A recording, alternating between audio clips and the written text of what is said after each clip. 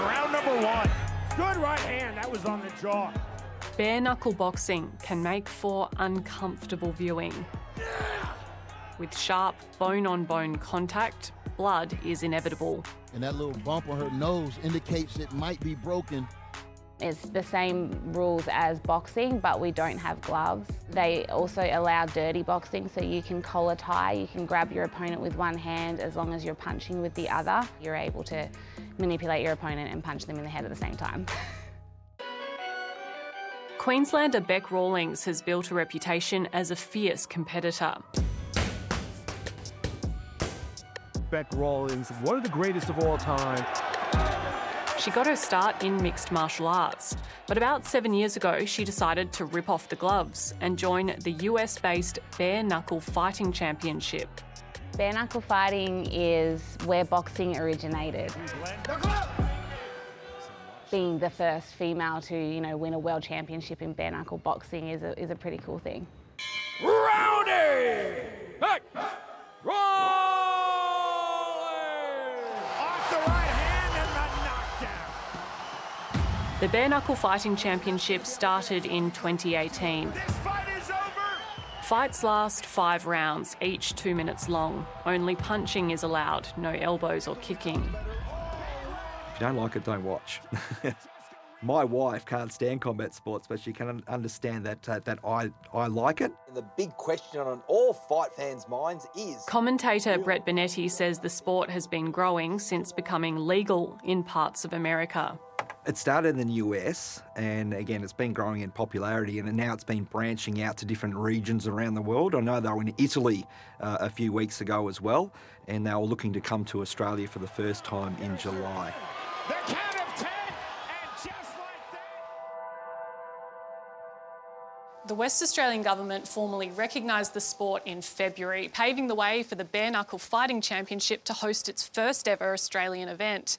That was due to take place here at this state government arena in July. Then came some predictable pushback.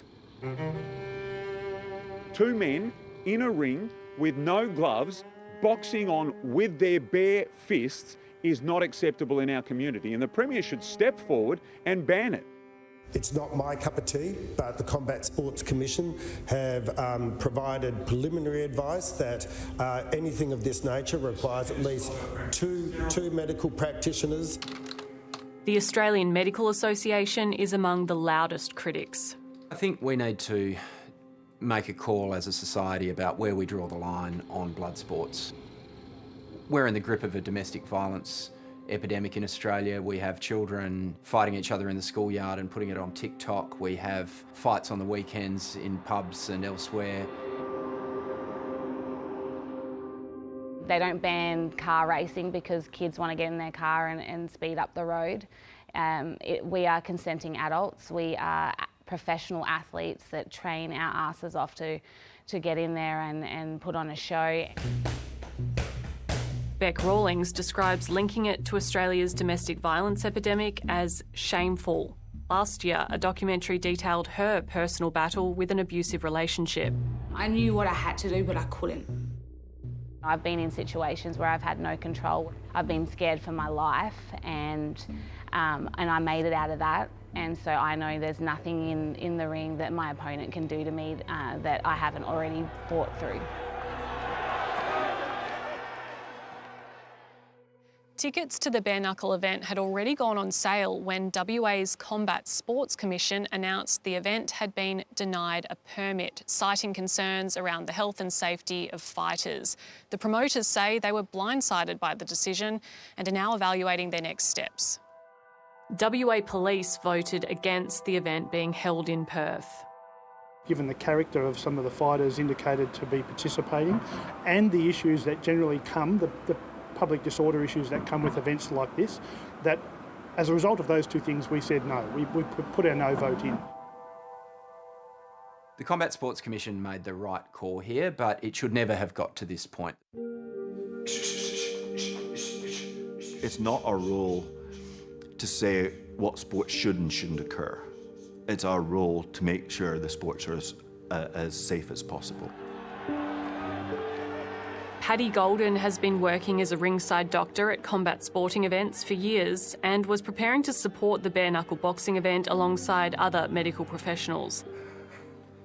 He believes it's no more dangerous than other combat sports.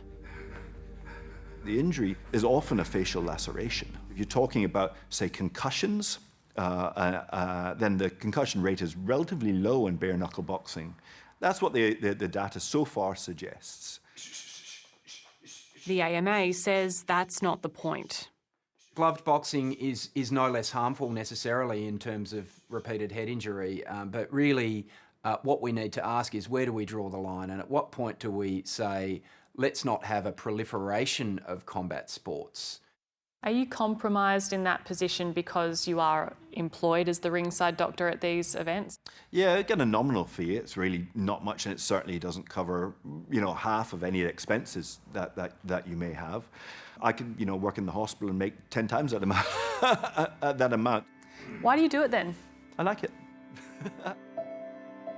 It's not the first time Western Australia has knocked back a combat sport. Back in 2013, former WA Premier Colin Barnett banned cage fighting. I see it as violent, an aggressive sport. I'm not against boxing and I'm not against wrestling and so on, but I don't think we need to go down the path of cage fighting in Western Australia. Premier, do you mind swapping so you're... The WA Labor government later overturned the ban and has since tipped an unknown amount of taxpayer dollars into UFC events, which it says has been a major tourism boon. And then back to the camera, everyone. The WA government are in a tricky position here because they have supported and helped fund get UFC events to Perth, but they can't be seen to say we don't want another form of combat sports like the BKFC to come to Perth. The bare-knuckle debate isn't going away. The New South Wales Combat Sport Authority is currently reviewing an application from Anthony Mundine's bare-knuckle fighting competition, and Rawlings wants to see the Perth event shifted to Brisbane. Queenslanders are a little bit more laid back. We don't pretend that we're above combat sports like WA does.